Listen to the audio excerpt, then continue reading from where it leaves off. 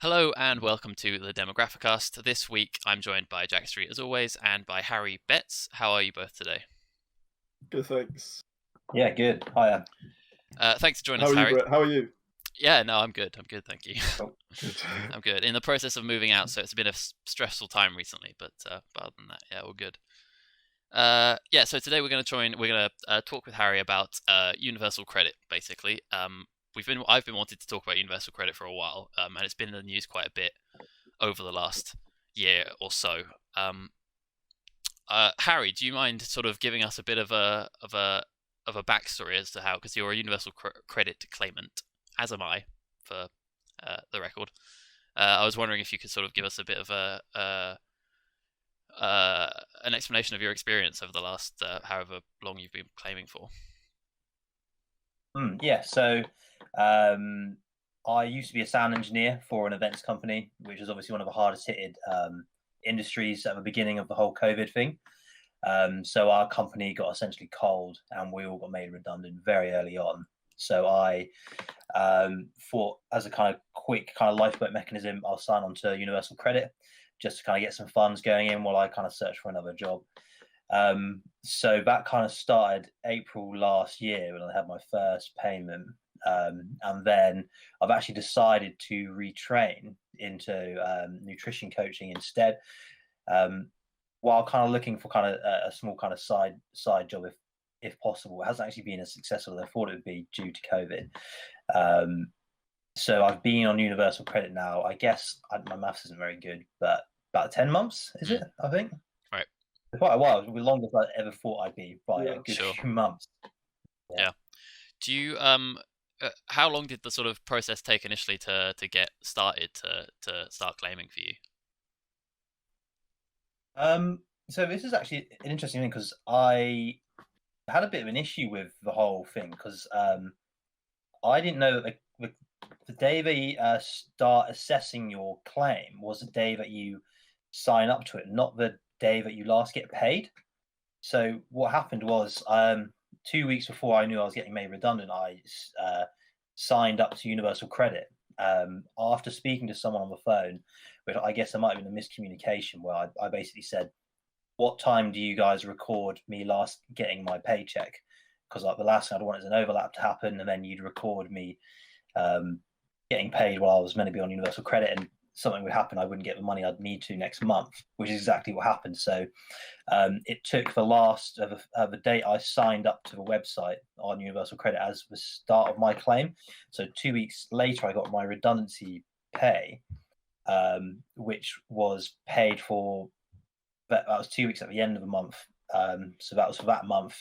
And because of a 2 weeks claim, it counted that as the month into the 2 weeks claim. So they were like, "Oh, looks like you've already been paid money while you took this claim out. So we're not going to give you any money for this month." And I was like, "Ah, well, that was actually for last month's kind of costs and things like that." So it was quite hard. It is quite hard to explain because I still don't really understand it. But essentially, is I didn't get any money for the first month, and I freaked out, and then it balanced out afterwards. So The same thing happened to me actually.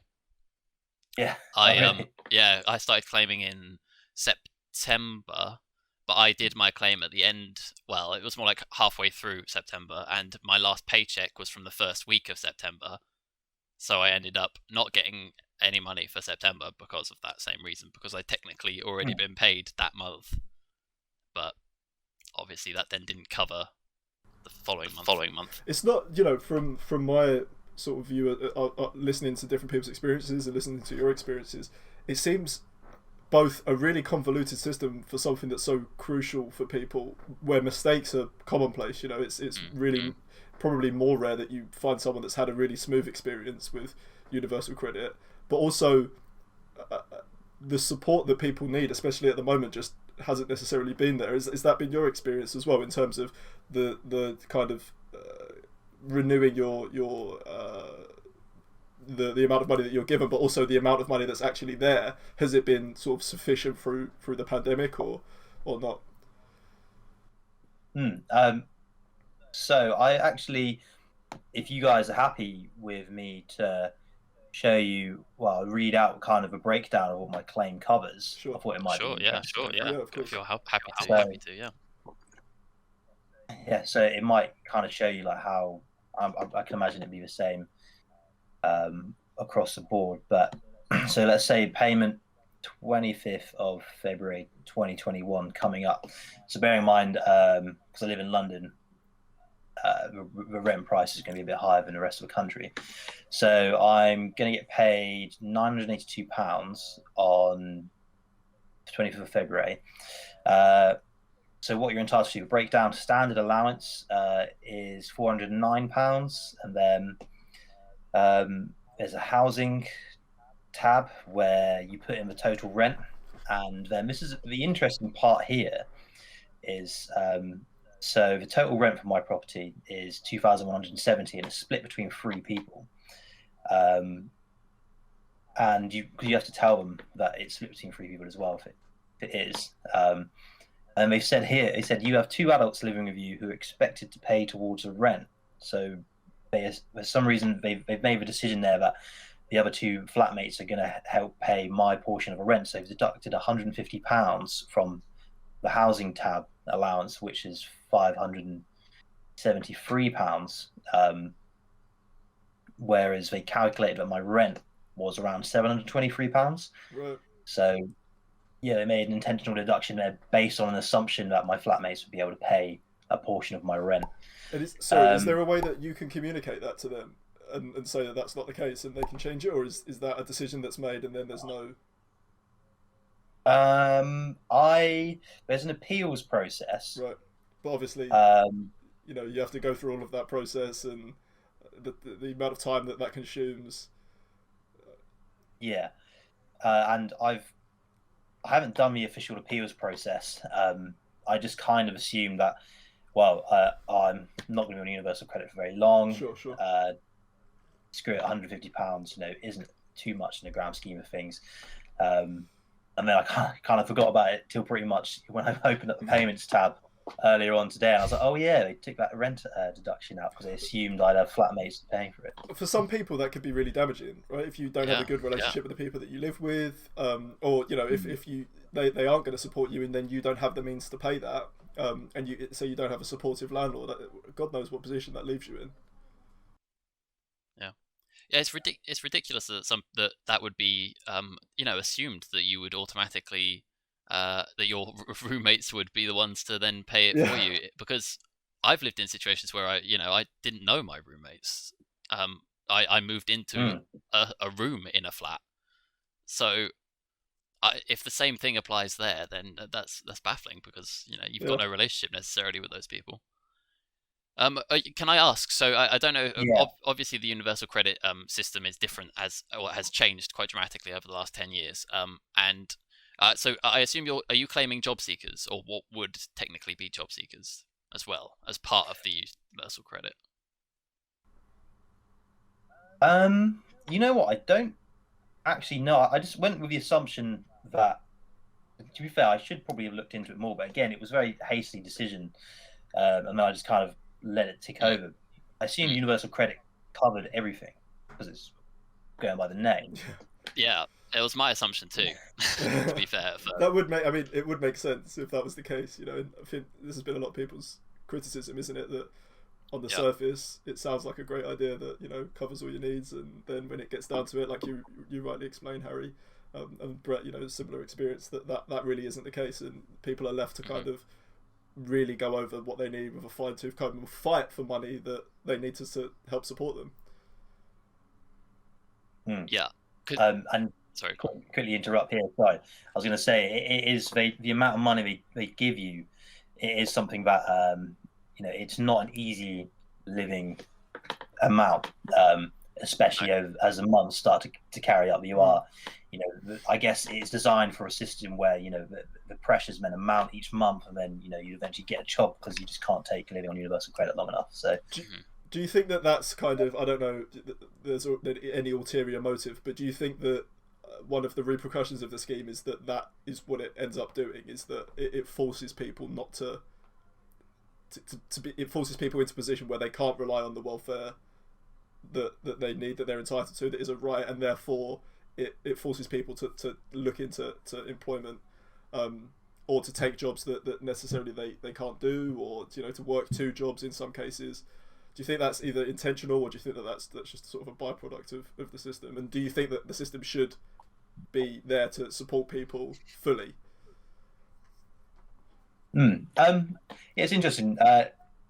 Knowing a few civil servants myself, it seems to be, I don't know if those are the guys who, they seem to, we've spoken a bit about the policy in the past. It seems to be kind of, there's an underlying kind of mentality of, we don't want people being able to live off this comfortably, because that would be unfair to everyone else who has to work. But then again, that's quite a sweeping statement. I feel that they've just applied to the whole universal credit case. So I'd say, it's probably maybe not like a conspiracy level kind of ideology behind it, but certainly, we don't want these people to be, going on holiday with universal credit money. It's that kind of stuff. Yeah. I saw a headline earlier today that was saying that 1 in 6 new universal credit claimants are forced to skip meals because they can't rely on the amount they're getting from universal credit to even pay for food, which I think kind of shows how what's the word? Just how bad the situation is in that respect. I think the system has failed. It's welfare, and I think that one of the things that the pandemic has done is really highlighted these areas of policy that have been ignored for so long and have been instituted so ineptly. People didn't really care in normal times, because quite honestly, I think that if it's impacting a single mother of 3 down the road, people don't really care as much as when it's impacting somebody who's maybe works in a really respected industry or loses their job through no fault of their own, and then has to rely on the system. When that person speaks out, all of a sudden people start caring. We've got a lot of people now, like yourself, who have to go onto the welfare system, who have been shown how inept it is and how the policy just doesn't work. And even at this point, through a pandemic where so many people have had to rely on universal credit, we haven't really seen any change. We haven't seen the government. There's been some sort of economic benefits, but really not a great amount. And this is, I don't know what your views on this is, something that universal basic income, from my point of view, would be something that could be put in place, trialed through the pandemic, that would have supported people in a much better way. What changes do you think either of you need to be made to the system as it is, or do you think it just needs a complete overhaul? Go for it. Hi. I think we need to stop kind of this stigma towards the benefit system. This idea of I think when the Tory party really started to kind of come in the last kind of 10 years, there was kind of this strange media focus. You had those shows like Benefit Street, and these ideas that the benefit system is a system that is usually cheated by people. The majority of people are, or it's at least looked down on. It's not seen as something people. You should almost feel ashamed that you're on it. That kind of stuff. Yeah, even the tabloids have loads of headlines demonizing them. People on benefits. Yeah, typical demonization of a working class kind of situation. I feel like I think the system itself is a good system, is necessary, but it obviously needs more investment. I think they need to get a bit of insight into the kind of people who be on it and why they're on it, as opposed to just kind of treating them as Excel spreadsheets in a way. It kind of seems to be the case of they'll look at fundamental expenses, and then it will be run through some sort of algorithm, I assume, but there's a big human element that they're just kind of leaving up to assumption, and that's why they're refusing to make any changes. So bring a bit of humanity into the system, I feel. Yeah, definitely. I mean, I think that I think the system in itself is pretty poorly designed. The fact that a lot of people just don't understand it, especially going into it, because to put into perspective, the universal, when you're claiming universal credit, what a lot of organizations view it as, when you have to declare that you're claiming, they view the universal credit as being the sort of allowance that you get for food and stuff. you have to claim separately for stuff like housing benefit or the job seekers thing or disability allowance or whatever else. And stuff like council tax reduction isn't even included in universal credit. You have to go through the council separately. So all those things that you would expect to kind of be involved isn't necessarily what universal credit means, although they seem to, the government at least seems to bracket it under this one thing. So there's a lot of misunderstanding there, I think, in particular, and I think that needs further elaboration and to be looked at better.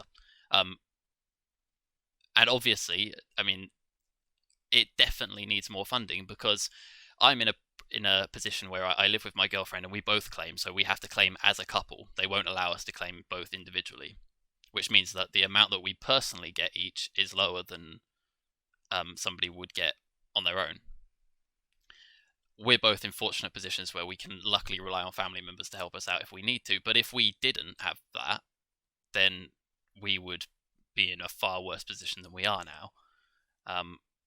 And it also leads to situations where you're of like the whole stigma you were mentioning a minute ago, Harry. It's there are cases where me and my girlfriend have had to move during this pandemic. We're in the process of moving because our landlady is selling the flat, but we've encountered issues where we've gone to estate agents, or we've viewed houses or flats, sorry, and the landlord has come back to us, or the estate agent has come back to us and said, we can't accept your offer, or we can't show you the house because you're claiming benefits and the landlord doesn't want you to.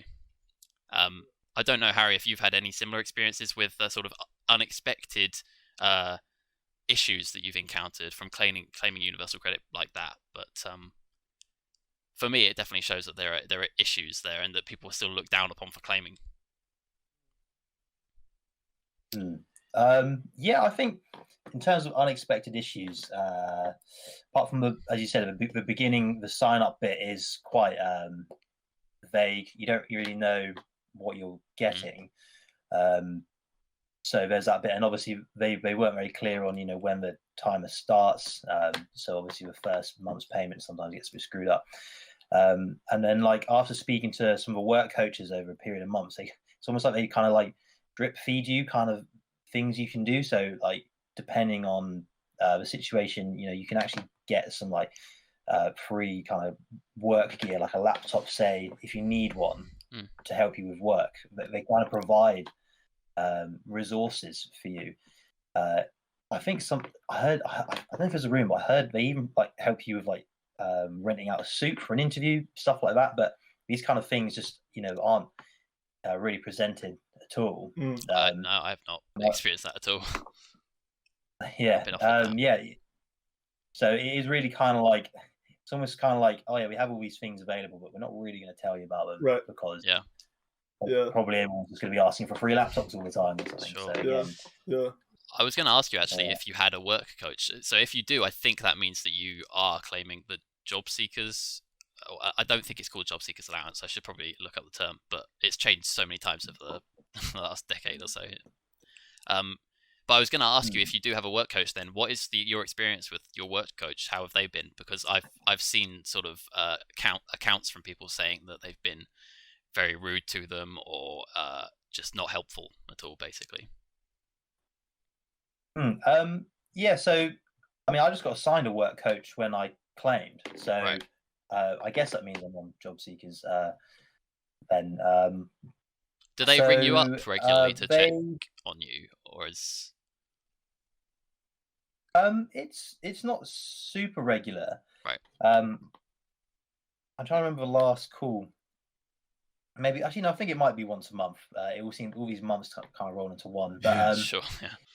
It is. I think it's most of the time it's to kind of ask you. It's fairly basic stuff. They just kind of want to make. To be fair, it kind of almost seems a bit pointless because you don't really have to provide any proof of anything. That it's just kind of a casual conversation to be like, okay, yeah, well, I'm looking in these areas and stuff like that. So I assume that if there are people in the universal credit situation where they are really like they just don't really know what they're doing when it comes to job looking, as opposed to like say people like us who've just been put into a bad situation, but we kind of know how to find new work and stuff like that for the most part. I feel like the work coaches are less geared towards people like us and more geared towards people who actually do struggle with Sure. the kind of fundamentals of job hunting, that kind of stuff. Yeah. Yeah, I mean, I wanted to come back a little bit to sort of the how coronavirus has shifted the sort of discussion around universal credit, and I wanted to come back to the conversation that you were talking about sort of demonization.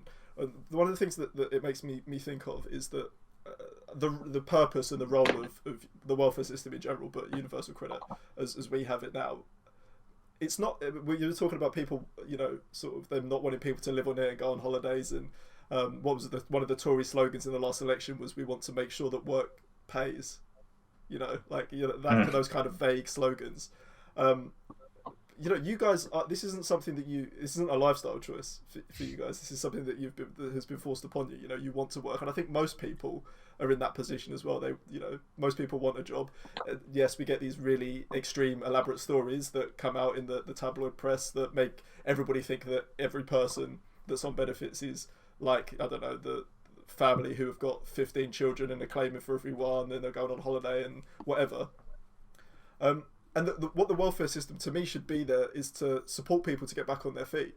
And it seems like fundamentally it is failing to do that. And of course we're in a pandemic at the moment, so it's more difficult anyway to get a job. So many people are struggling to find work at the moment. You see these job adverts that you've got 1,000, 2,000 people applying for a job in a small town, which is just it's insane. It's an insane scenario to me, and I don't know if this is how this seems to you. This has been a seriously forgotten about and sort of ignored area during the pandemic, and something that a lot of countries have done better, and something that really could have been an area that the government could excel in fairly easily with a lot of the money that has been spent. Do you feel that it's kind of been people like yourself, people that have lost their jobs and have fallen out of work, have sort of been forgotten about by the government and even by the opposition, just the political class in general? Yeah, I feel like maybe not. I wouldn't even say we were even kind of considered. Sure. In a way that it was kind of like, oh, these are working professionals with industry experience. They probably didn't expect the kind of level of severity that a lot of the industries suffered during the COVID. So they probably assumed that we'd almost use it as a 1 month quick tie over kind of thing, with no, again, I think because working professional kind of people we'd be living in kind of higher income environments. We'd probably be paying more for rent than people who would survive longer term on universal credit, and we'd have expenses that reflect our original wage before. And yeah, there's been no accommodate. We've just become category A again, and we've just become we're kind of low working class, low income kind of people that I guess they originally designed universal credit for. I don't really know too much about it per se, but I wouldn't really say there's kind of like there's been much development, or I don't know if there's even been much talks about kind of creating kind of universal credit system that actually helps people who have things like debts that have to be paid, that they were paying off because they had a good income and a good wage, that kind of stuff, or like rent that is higher because they were able to afford that when they had the jobs and stuff like that. So it's a kind of assume that we all just become low income people again all of a sudden. But we don't. We're still trying to afford the life that we of course we were living on before. Yeah, I wonder if there's if it came as a bit of a shock to the government and whoever the people are who manage sort of universal credit, or just the economy at the moment. If it shocked people, if it shocked if it was shocking how many people were at that point where they had to claim universal credit to survive, because it sort of suddenly happened, and I think it laid bare a little bit how many people were on that, living on such a low wage anyway, where they didn't necessarily have savings, or were in a position, a lot of young people as well, who were just starting careers or something, or even studying, and couldn't obviously couldn't support themselves on any savings because they didn't necessarily have any. And I do wonder if this is, I hope that there's going to be some period of reflection about this, because it's quite shocking, I think, to see how many people have had to resort to this. And if it wasn't working in the first place, you know, we've heard tales through austerity times where people have starved because they haven't got the money that they need to be able to feed themselves, or their kids, you know, pay their rent, pay their bills, whatever. This is let's not forget, prominent MPs in this current cabinet, Dominic Raab, Liz Truss, I believe Priti Patel, Chris Skidmore, co-authored a book back in 2012 that said that British workers are amongst the laziest idlers in the world. These are the people that run this country. Yeah. So this is what their view of people who are on lower incomes, are people that are unemployed, people that have less opportunities are. There's not really the willingness or the want to solve these issues, in my opinion. And, you know, can we really be surprised that people in this situation have been ignored for so long? Just to, you know, kind of come back to your position at the moment, Harry, how are you feeling about the roadmap that's been, I know we want to talk about this, but the sort of moving out of COVID and your opportunities and sort of your life post coronavirus? So I mean, well, I made a decision to retrain.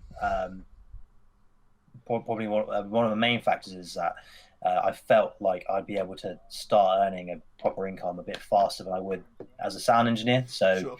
And I know a lot of people in my industry are still just kind of sitting in the dark waiting for something to happen.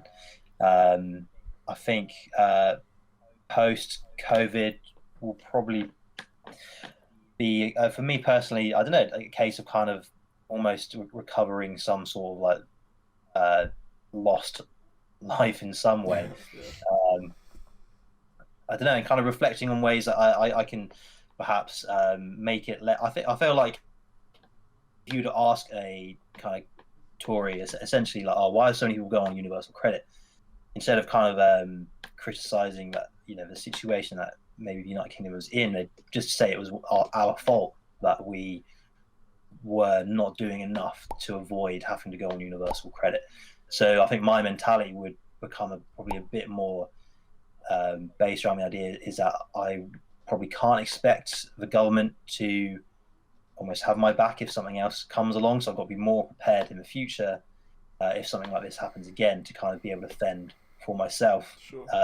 Essentially, I not that I have much trust in this government in the first place, but I've lost more trust in the government than I will have coming out of this, and I'll assume that they will not be prepared to, you know, help us out come in another time of need in the future.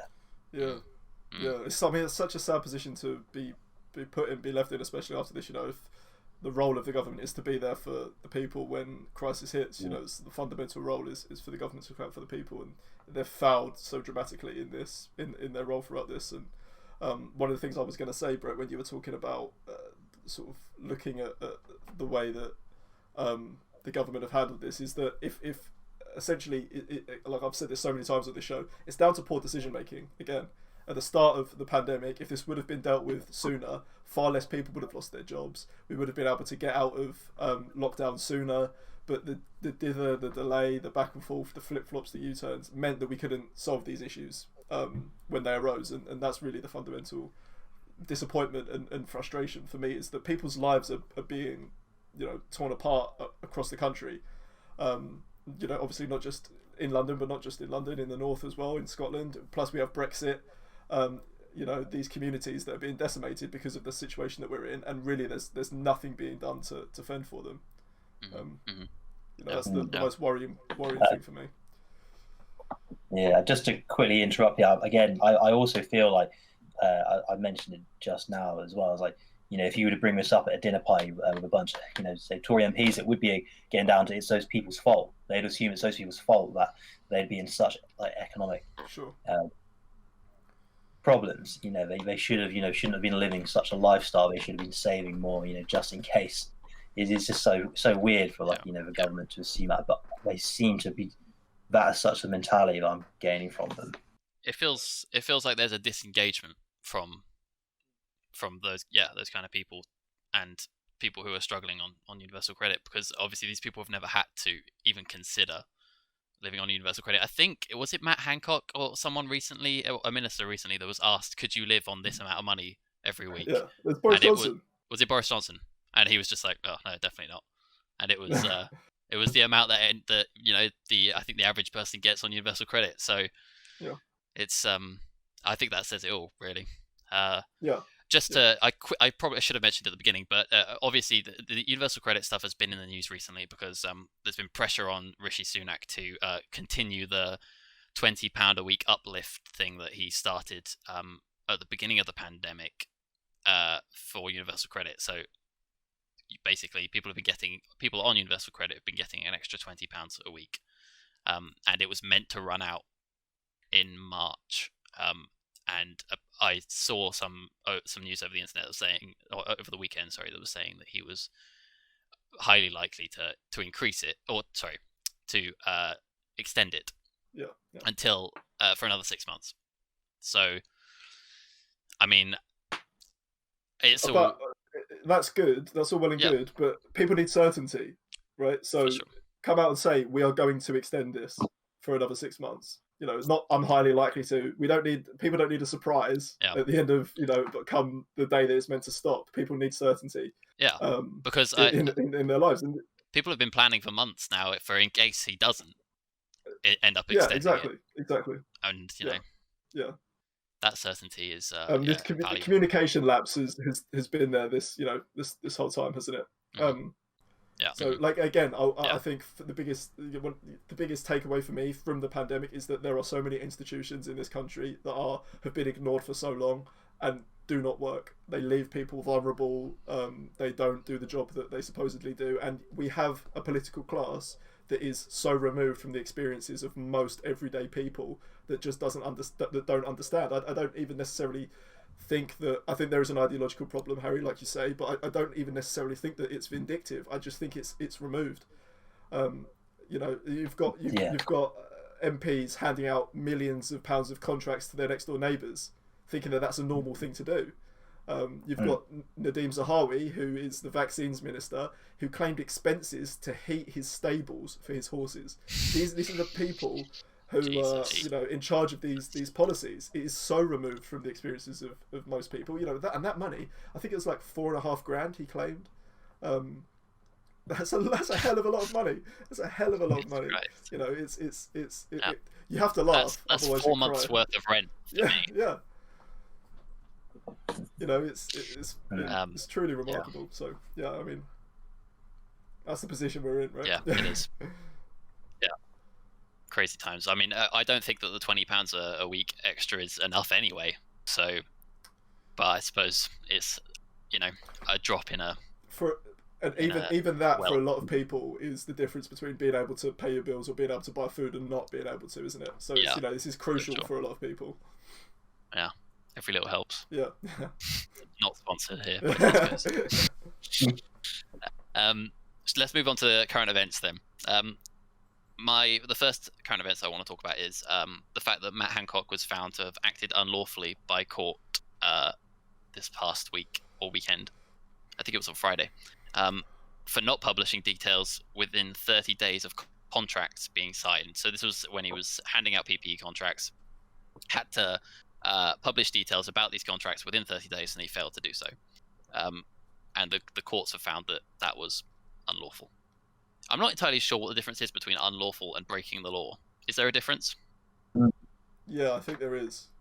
Yeah, it sounds like there is. Yeah. But it doesn't, the term doesn't feel like there should be. No, it doesn't. No, it's like, is it whether it's you can go to prison for it? Something you can go to prison for? Is that the difference? I guess so.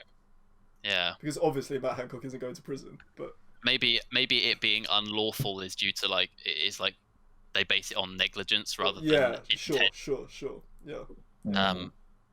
Anyway, Matt Hancock has defended himself by saying that his team were too busy buying life-saving equipment to do the paperwork.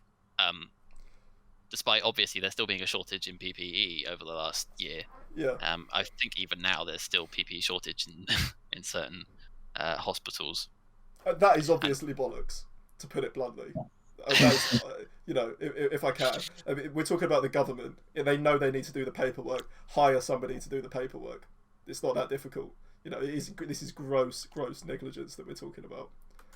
Yeah, for sure. The excuses, again, it's the thinking that people are stupid and they're going to buy that. If anybody else in their job did that, you'd be in major trouble. You'd be in major trouble. But yet, in this government, you can cock up royally, cost the taxpayer millions and millions of pounds, and you get a promotion in many cases. Yeah. I mean, my question was going to be basically, what repercussions should he face? Harry, what were your thoughts on it?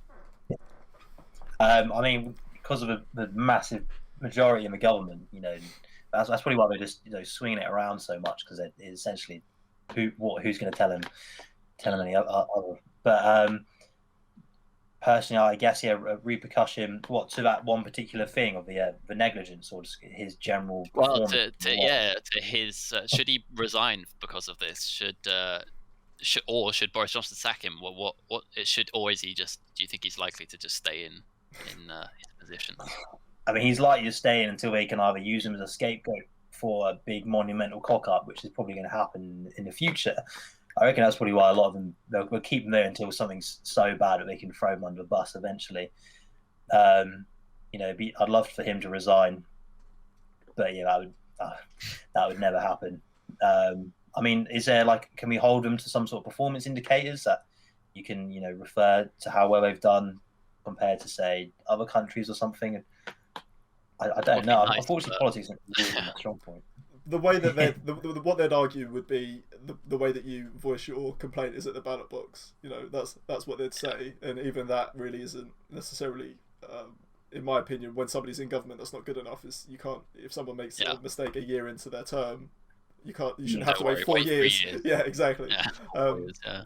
And like I say, in any other job, you probably lose your job over this.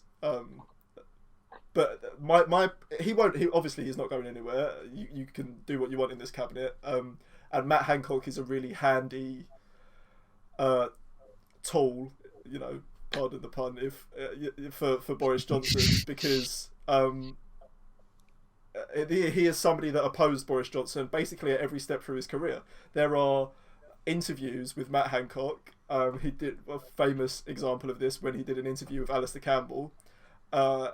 Where Alistair Campbell asked him, "Can you really believe that he is the foreign minister? Do you have conversations behind the scenes saying, laughing at him being the foreign minister?" And he laughs and says, "I can't answer that. I can't answer that." This is what he's always thought of Boris Johnson. Yet the man sold his soul to get into his cabinet, so he owes Boris Johnson big time. And I think Boris Johnson knows that. So he's not going anywhere. Should he, and should the government have higher standards, and should we have higher standards for our elected officials? Absolutely. I think in most other democracies, somebody would make a mistake like this and they would be held to a higher standard. And I think it shows how low our expectations of our politicians have got when they can so routinely screw up in ways that are so obviously avoidable, and we really don't expect anything to happen. Like you were talking about earlier, Harry, the lack of trust in politicians in this country is probably an all-time low, and there's a long way to go to be able to recoup that, and they'll be aware of that. The news moves so quickly that they'll probably think that they can ignore it, and then there'll be a new story. It's the whole Trump thing where there's a new cock-up every week, and you just keep moving the news cycle on, and everyone forgets about the last one.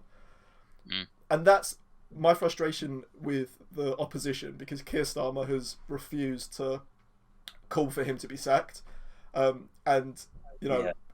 think that is a major mistake, because here you have an example where many people, whether it be in the media or whether they be Labour supporters or whether they just be sort of commentators just generally, are looking at this government and saying that there are so many people who are poor at their jobs, some accountability needs to be held, and it is the role of the opposition to hold those politicians to account. Not to mention that this is a fantastic opportunity for the Labour Party, to call for a senior minister's head, and they're not doing that, and they're not taking that opportunity, and fundamentally take the politics out of it.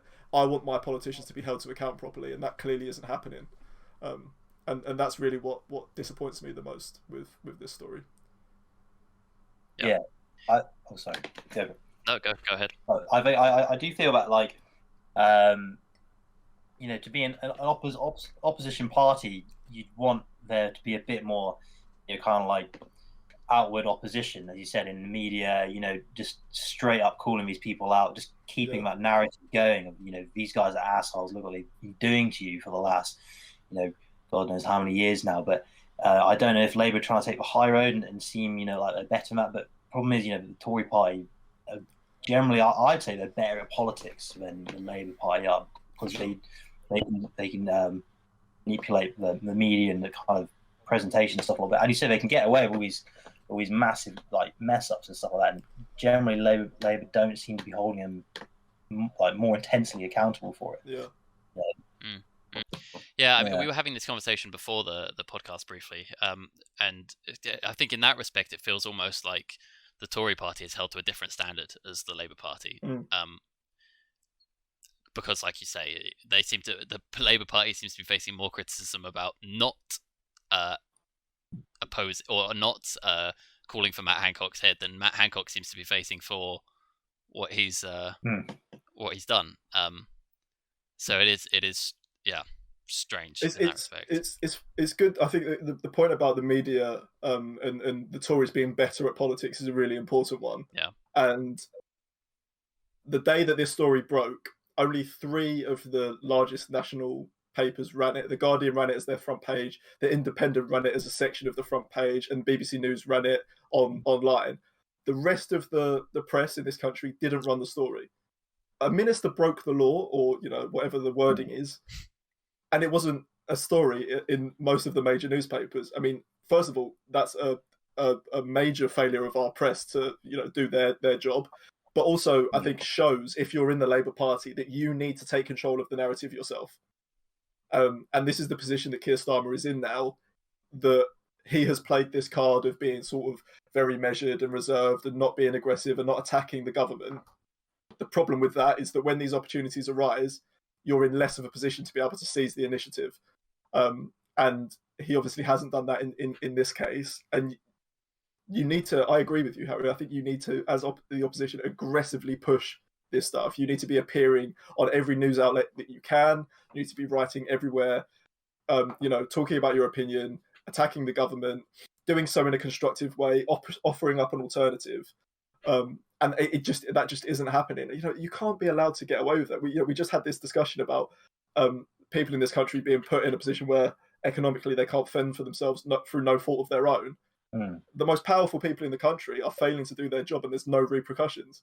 And there's plenty of support. There's plenty of support for them. So it doesn't make sense to me. And I think it almost feels like, you read these stories, it feels like you're going crazy, because I don't see how these decisions are being made, either on the government side or on the opposition side. I think there is this feeling, I'm a Labour Party member, and there's this feeling within the Labour Party that there is a distinct lack of understanding as to what the plan is in terms of how the party is formulating an opposition to the government, and that is you can't have that. There needs to be clarity in leadership, and not doing anything for 6 months and it is okay. Now, when the country is in crisis, not taking action is pretty unacceptable. And I like Keir Starmer as a politician, but it's getting a bit tedious now, especially when the government are getting away with so much stuff. I mean, Brett, you weren't sure, were you, whether Starmer should call for him to resign or not?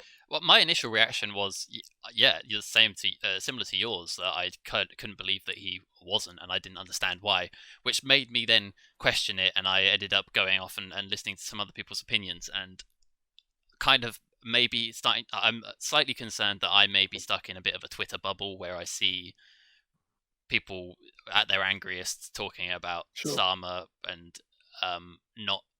And I was basically inclined to sort of doubt myself, because I started to think maybe there are some other politics behind it, like you mentioned earlier, Harry, the fact that that they might be using Hancock as a scapegoat in the future for some bigger cock up, and there could be a plan. I've heard this argument that there could be a plan from Labour that it's worth more politically for them to hold back now and vehemently attack them then than it is to, yeah, like I say, to do it now. But then sorry, go on.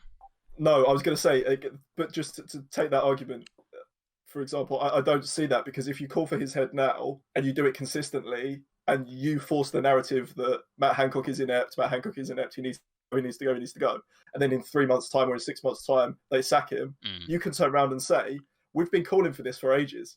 We've been saying that he's inept for a long time. We've seen this coming. This wouldn't be acceptable under a Labour government. So to wait and then, 2 days before he's sacked, then call for it after you've been refusing to, you're just the Tories version 2. I mean, Starmer's excuse this morning, so we're recording on a Monday here,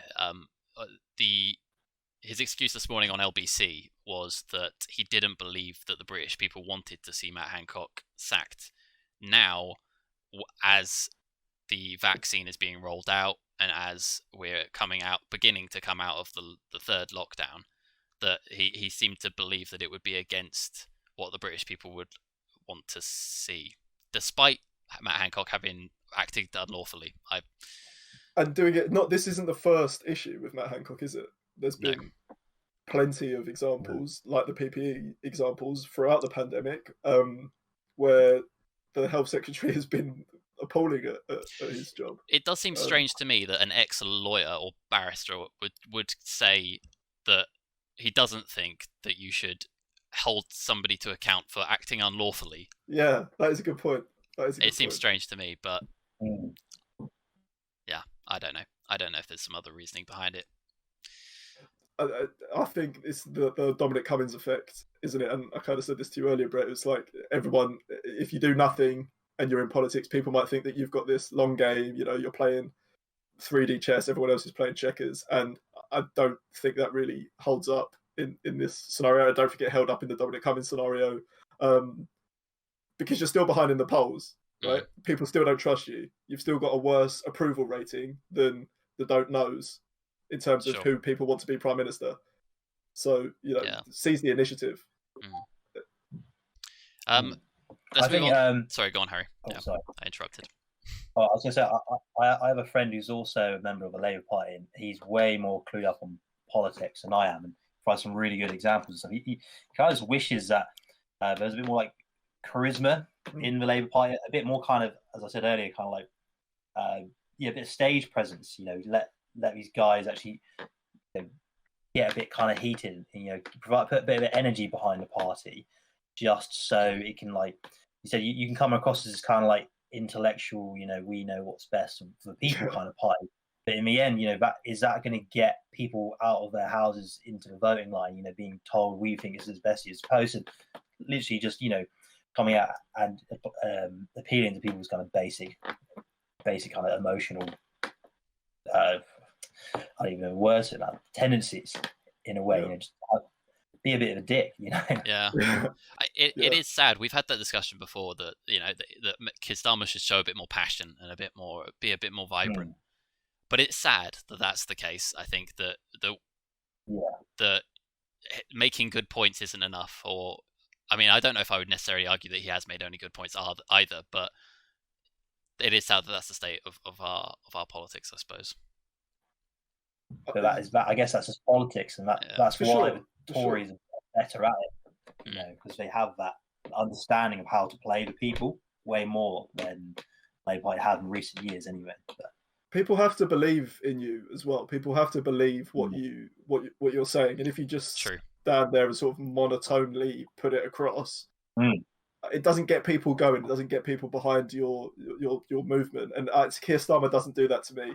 He really doesn't. I mean, I watched the speech that he did at the end of last week, and I was disappointed in both in the content and how it was delivered.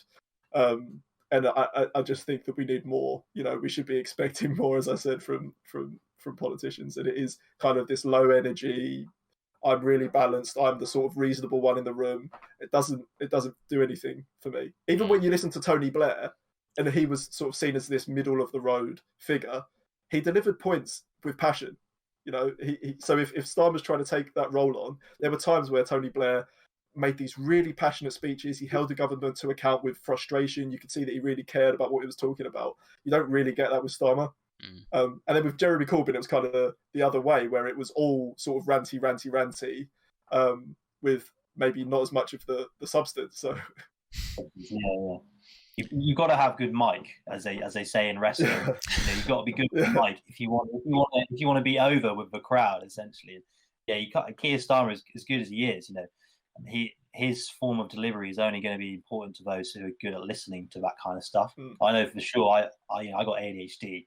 I will not be able to listen to more than 20 seconds of that. He has got punch behind it. I mean, I'm still going to vote for the guy, but it's just one of those unfortunate aspects of human life, isn't it? We like a bit of entertainment or something. Absolutely. Yeah, absolutely. I'll move on to our second current events topic, which is just talking about Boris Johnson's roadmap that he has announced today. I didn't realise that he was going to be announcing it in the comments at 3:30. We started recording this at 4, so I quickly scribbled down some notes of what he announced at 3:30. So he's set out a roadmap for the next few months to exit the lockdown. First of all, I believe he's said that from the 8th of March, schools will be reopening, and 2 people will be allowed to meet in outdoor spaces. From the 28th of March, up to 6 people or 2 households would be allowed to meet in an outdoor space, and outdoor sports facilities would reopen. So that's it for the entirety of March. Okay.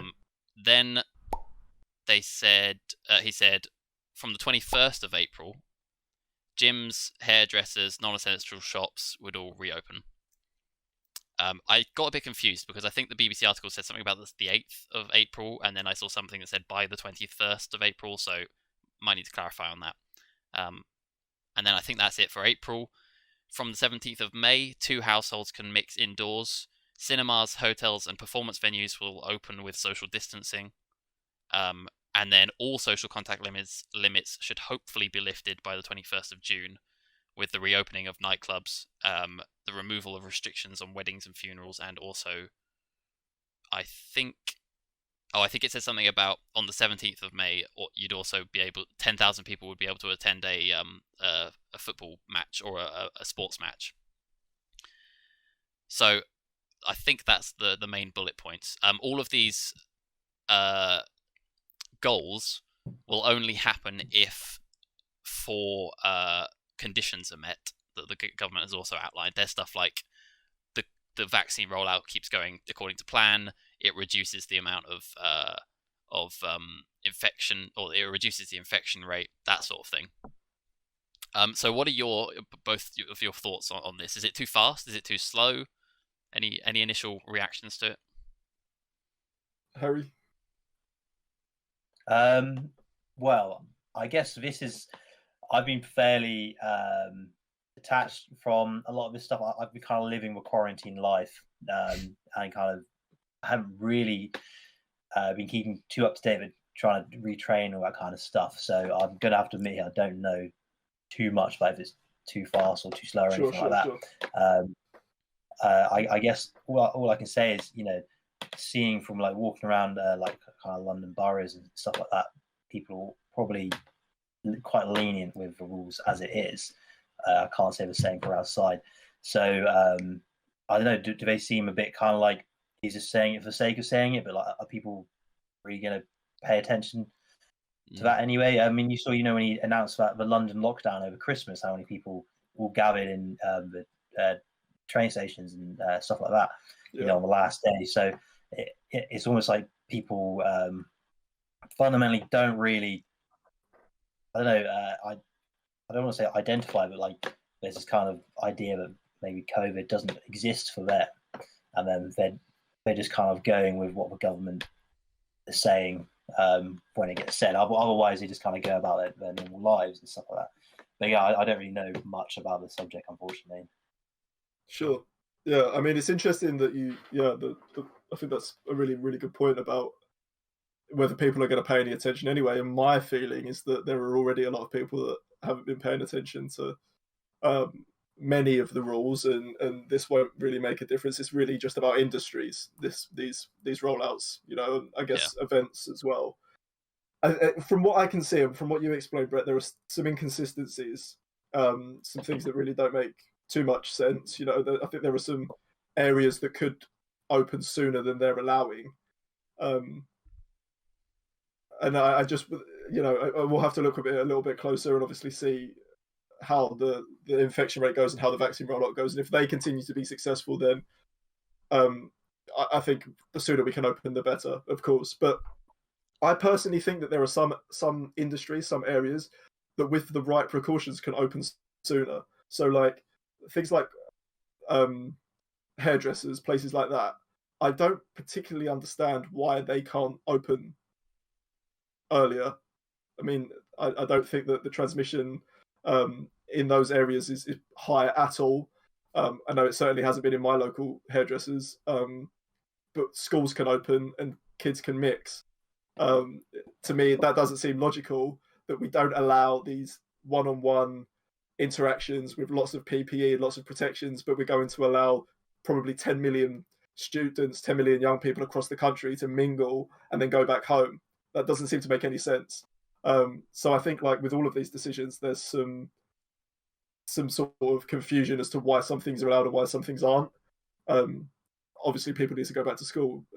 It's majorly important, but that would be the one thing I would query. But I hope that we can open up soon. And I think the government, to be fair, are in a really difficult position. They're under a lot of pressure to open up early from backbenchers.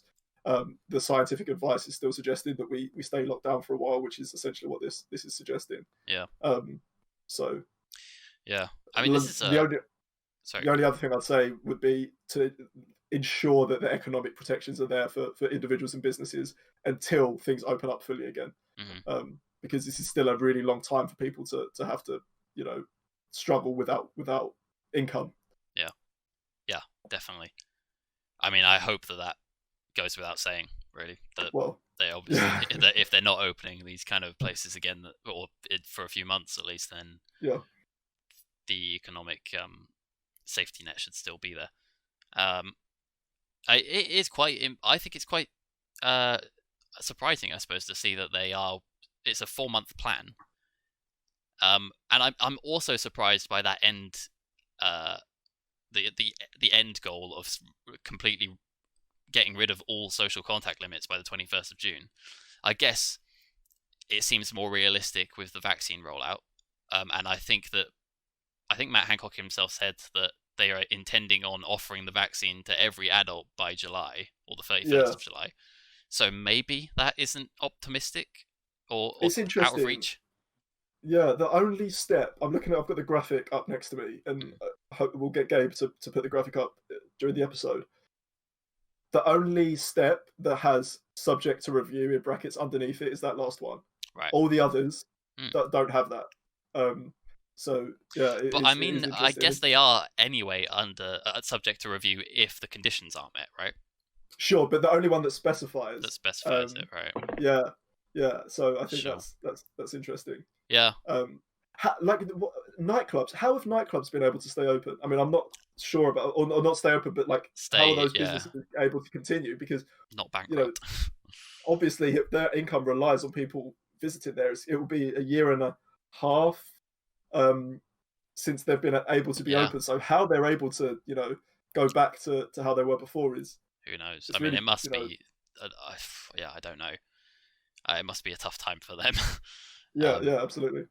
But there's so many of these industries that have just been not much thought has been put into the impact that this has had on them. So sure. I don't know if I don't think I mentioned anything about. I think so. Yeah, I needed to clarify about the fact that I think on the 28th of March it says that people can meet in an outdoor space. I'm not sure if that also means, because it did mention pubs and restaurants at one point in the list, but I didn't write it down. I don't know if that means, because I saw something that said that they were going to allow people to gather at pubs and restaurants as long as it was outdoors from a certain date. And that's then step 2, 12th of April. 12th of April, is it? Okay. Yeah. And then, so after that would be what, the 17th, that they allow people to mingle indoors at pubs and restaurants of May. Indoor entertainment and attractions. I get. I'm not sure exactly what that relates to, but sure. Remember that indoor dining was allowed in the summer, wasn't it? Like you were able to go into a pub indoors, and the infection rate there was, especially in my area, was still really high. Yeah. Higher than it is now. Yeah. I mean, I'm guessing that's why they're doing it then. Yeah, so I don't know. I don't know if there's any rhyme or reason really. I've seen that Ian Duncan Smith has come out and said that that Boris Johnson needs to relax the rules for hospitality more quickly. So there's, even now there is pressure from prominent backbenchers to speed up for certain industries, and I think I see the argument there personally. I do see the argument there, and obviously it's a difficult scenario, but I just don't understand why some areas can open and some can't. There doesn't seem to be much logic in there for me. I mean, I guess the logic is caution, right? Sorry, I was going to say, I kind of like how arbitrary are the conditions out there inside each industry. Are they just, how much thought is being put into each one, or again making, typical sweeping assumptions like they've been doing with things like universal credit and stuff like that. So, coming from the events industry, there was a huge push, during because we started to shut down early Jan when we started losing business. My company, anyway, a lot of the big corporate events stuff. By mid-February, we had nothing on the calendar for the next 6 months. But he only announced for lockdown early March, right? So there's but then from February, our bosses would talk about how's the government going to support us. I think I don't know if they put much money towards it, but a lot of people there still kind of just sitting on universal credit waiting for something to happen. Yeah. I mean, and you'll know better than anybody that these industries rely on certainty, don't they? Because there's a lot of planning that goes into these events, and they need to know when, at what point they're able to put stuff on, because they'll want to open straight away, won't they? So if they're going to be able to open in April or May or June, whenever it is, they'll want to be certain, because they can start planning. These companies can start planning now, can't they? And that's what people need, isn't it? So I mean, if there are loads of questions, I suppose, still assigned to it as well, because if it's saying that venues can open from May, but they have to include social distancing, there were still cases back in the summer of last year where these venues couldn't feasibly social distance, especially in theatres in London or something. It's not necessarily a possibility. I went to the I went to the pub plenty of times in the summer when we could, and I can tell you that there were lots of people who weren't social distancing. These places were heaving. I mean, that's one of the reasons or one of the arguments for not letting pubs sell alcohol, isn't it? Because it limits the chances of people social distancing. Why open them? Then it will cost them more money to open than it will. Then they'll gain. People aren't going to go to the pub and just drink lemonade all night, are they? So, I don't know. No, maybe not. Let's move on to quick fire questions since we're running a bit low on time. Sure. My first question is related. It's now, given this, will there be a fourth lockdown? No, I'm going to say no, there won't be. Would you put money on it? Depends how much. Harry? Oh, God. In what, the same level as we've had in the past? Yeah, like a national lockdown. Yeah, no. No? Political suicide. I think Boris would rather people die. I think that you're probably right. and I think that they've finally learned that it's better to extend the opening of stuff, to phase the opening of stuff sort of more extremely than it would be to open stuff up and then lock down again, because it would be, yeah, I mean, it is political suicide. Yeah, he's And made such a. I've said this a lot. I don't think Boris Johnson can survive that. Even Boris Johnson, I don't think can survive that, because there's so many Tory MPs that are so pissed off with the government at the moment that I don't think he'd get through that without a serious leadership challenge. I mean, he's finally made such a point of not rushing into loosening restrictions again, that to then have to force everybody back into another lockdown does seem unlikely. And we were talking to Olivia Lever last week on the podcast, and she's the new director of Blue Beyond, the conservative youth organisation, and even she was saying that there's a lot of frustration at the current leadership for lots of different reasons, and that a leadership challenge isn't unlikely. So he has to be very careful with the way that he navigates the next 6 months. So no, I just can't see that happening. Another question that's kind of related is simply, what do you think should be prioritised first? I mean, we've kind of already talked about it, but clear answer.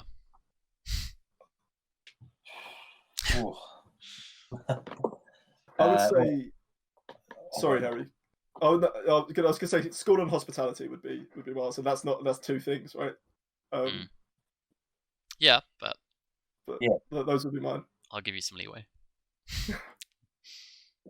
I guess, I'd say school. An interesting anecdote, Racy. I got a friend of 2 kids, and he said he's noticed distinct personality changes in his kids. They've become a lot more withdrawn.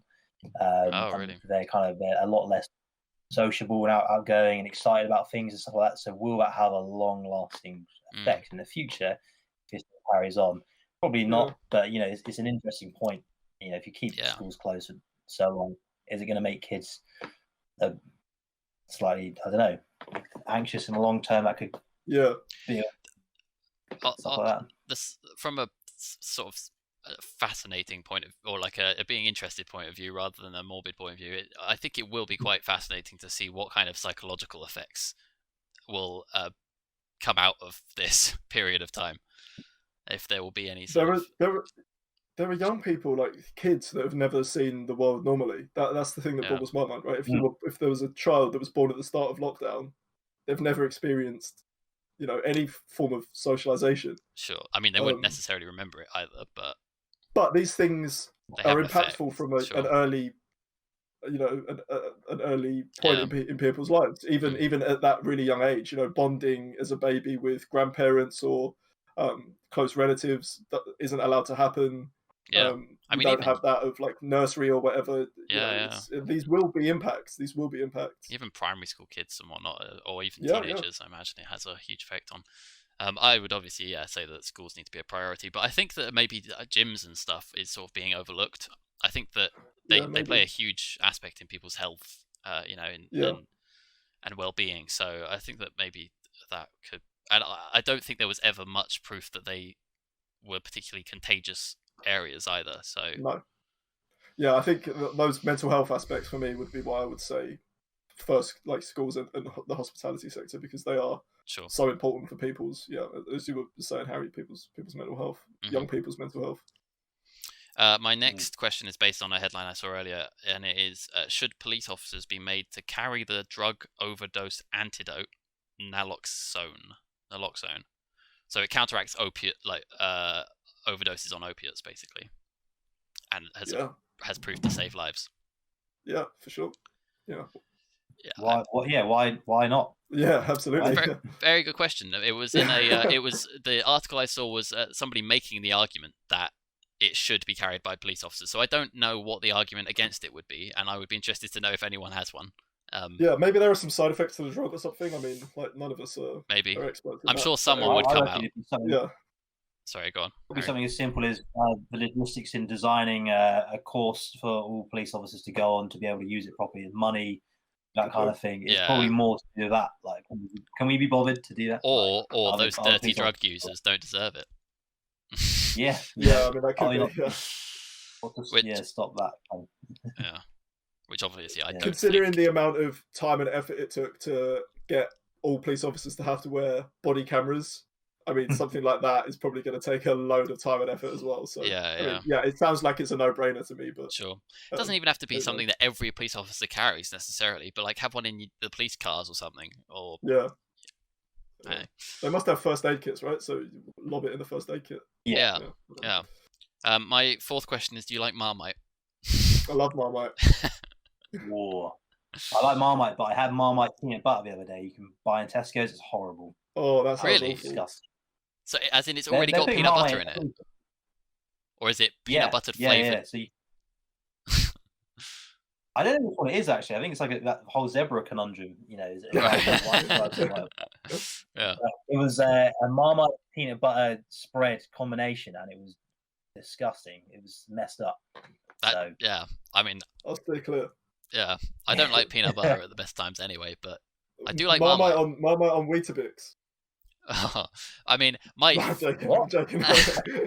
Funny you should say that, because I do like Marmite, but my fifth question is: would you try baked beans on Weetabix? No way. Did you see that, Harry? Did you see this doing the rounds? This advert that Weetabix put out, no, where there were baked beans on Weetabix, and it was like, you know, try your Weetabix in different ways or something like that, and loads of brands were commenting underneath. It was great, but it looked repulsive. So just dry ass Weetabix with like a dumping of Can you imagine? They'd just be slightly soaked in the sort of tomato juice that comes with baked beans. Making me feel sick. I don't want to throw up on a podcast. I'll take that as a no then from everyone. That was my last question. That's the most university student meal. Oh god, can you imagine? Yeah, people are resorting to eat baked beans on Weetabix. Brett used to have beans on pasta. I did, with like cheese. Yeah. Which in hindsight, I don't actually like baked beans anymore, so maybe it's as a result of that. Yeah. That was like uni student life. That was for an explanation. That wasn't my cuisine has. It was in Brett's meals, either that or chicken, carrots, and what would you have with that? What, with chicken and carrots? Rice generally, but with some gravy on it. Rice. Yeah. Was that all on purpose, or was that just like? Yeah, no, this was my student meals. These are my student meals. They were staples of Brett's diet at uni. Yeah, and then for lunch, how I remember this, we lived together for 1 year. Ham sandwich with a raw carrot and a bag of prawn cocktail. Hey, I went through a time of having an orzo salad with like halloumi and cherry tomatoes, and that was it was nice. Not as embarrassing. I've been there. Yeah.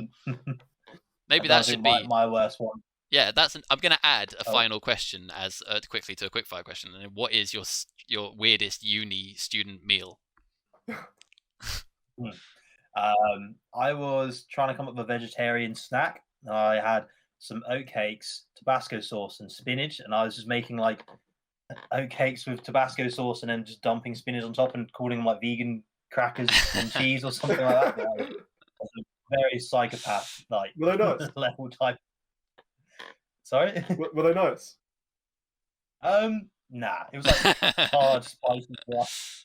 No, there's nothing good about it.